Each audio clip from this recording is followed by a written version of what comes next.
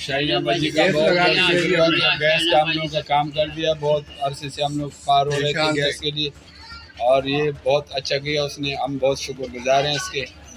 अल्लाह पाक उनको और दिन दुगनी और रात चुगनी तरक्की दे। और MQM पाकिस्तान का भी बहुत बहुत शुक्रिया, तो उन लोगों ने बंदा भेजा, हमारा काम कर दिया, बहुत देर नमत है। राशिद भाई का भी बहुत बहुत शुक्रिया, और सब पार्टी जितना पार्टी है MQM पाकिस्तान, सब जिंदाबाद। अस्सलाम वालेकुम भाईजान, तमाम देखने वालों को सलाम। और ये MPA शाहीन बाजी MQM पाकिस्तान ने जो हमारी ये गैस का मसला हल कर दिया है, उसका हम तहे दिल से शुक्रिया अदा करते हैं। और ये प्रॉब्लम थी गैस की बहुत ज़्यादा, यहाँ लोगों को बहुत मसले मसाइल चल रहे थे। अब ये शाहीन बाजी ने हमारे इस मसले का हल निकाल दिया और ये गैस हमारी आ गई है।